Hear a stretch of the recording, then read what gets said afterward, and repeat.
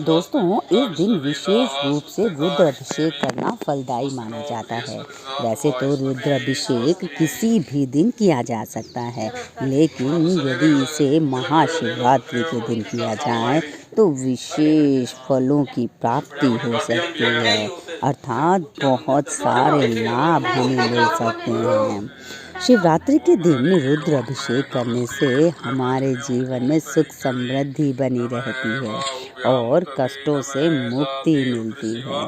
अगर इस दिन हम समस्त परिवार के साथ रुद्र अभिषेक करते हैं तो जीवन में सफलता के योग बनते चले जाते हैं।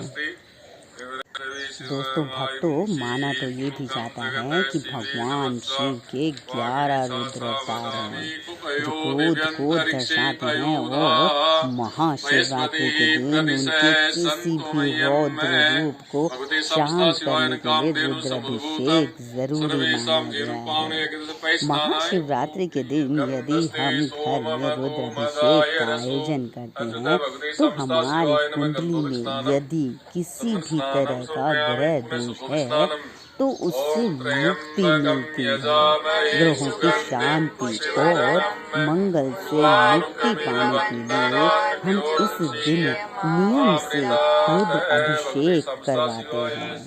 कई बार हमारे साथ ऐसी घटनाएं हो जाती हैं जिनके कारणों का पता लगा पाना बहुत मुश्किल होता है। दरअसल ये ग्रह दोष की वजह से होता है। अगर हम किसी भी समस्या से छुटकारा पाना चाहते हैं तो महाशिवरात्रि के दिन किया गया रुद्र अभिषेक बहुत बहुत बहुत फलदायी होता है। और दोस्तों, क्या आपको पता है रुद्र अभिषेक करने से हमें मन वांछित इच्छा की भी पूर्ति होती है। अगर इस दिन विधि विधान के साथ रुद्र अभिषेक करते हैं तो हमारे लिए बहुत शुभ होता है।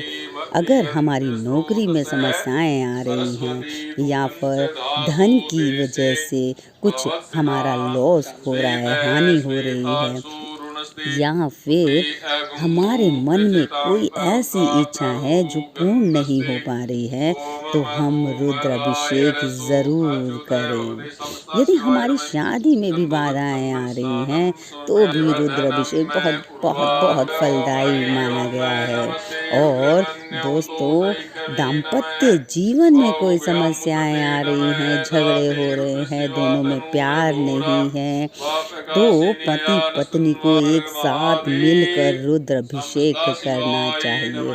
और दोस्तों, बहुत बहुत बड़ा फ़ायदा मैं आपको बताने जा रही हूँ कि यदि हमारे घर में किसी भी नकारात्मक शक्ति का वास है तो हमें महाशिवरात्रि के दिन घर या मंदिर में रुद्र अभिषेक ज़रूर करवाना चाहिए। ये हमारे जीवन के लिए विशेष रूप से फलदायी हो सकता है और किसी भी बाधा को दूर करने में मदद कर सकता है। और दोस्तों, बहुत बड़ी बात है, हम कुछ भी कर लेते हैं लेकिन हमारे मन को शांति नहीं मिलती है, लेकिन शिवलिंग से निकलने वाली ऊर्जा हमारे मन को प्रभावित करती है और रुद्र अभिषेक के फल स्वरूप व्यक्ति के मन को शांति मिलती है, सुकून मिलता है। यदि हम इसका आयोजन महाशिवरात्रि वाले दिन करते हैं तो दोस्तों हमारा मन शांत रहता है, मानसिक बीमारियों से हमें राहत मिलती है और शरीर में एक नई ऊर्जा का संचार होता है। रुद्र अभिषेक करने से आत्म शक्ति और ज्ञान शक्ति बढ़ती है। ऐसी मान्यताएं हैं कि सबसे पहले रुद्र अभिषेक भगवान विष्णु ने किया था। इसी वजह से इसे जीवन के लिए और ज़्यादा शुभ तथा फलदायी माना जाता है। यदि हम घर पर तो दोस्तों, हम जानते हैं कि ऐसी कौन सी सावधानी है जो कि हमें घर पर रुद्र अभिषेक करते समय हमें करनी चाहिए। तो दोस्तों, अगर हम घर पर महाशिवरात्रि के दिन रुद्र अभिषेक का आयोजन करवाते हैं तो सबसे पहले शिवलिंग को घर की उत्तर दिशा में रखना चाहिए और हमारा मुख जो है पूर्व की तरफ रखना चाहिए। रुद्राभिषेक के लिए श्रृंगी में सबसे पहले गंगा जल डालना चाहिए और मंत्रों के उच्चारण के साथ अभिषेक शुरू करना चाहिए। फिर श्रृंगी से ही गन्ने का रस, शहद, दही, दूध सभी तरल पदार्थों से शिवलिंग का अभिषेक करना चाहिए। और दोस्तों ध्यान रखें, भगवान शिव का अभिषेक करते समय महामृत्युंजय मंत्र, शिव तांडव स्तोत्र, ओम नमः शिवाय का जाप करते करते अभिषेक बड़े ही मन लगा के करना चाहिए, श्रद्धा से करना चाहिए।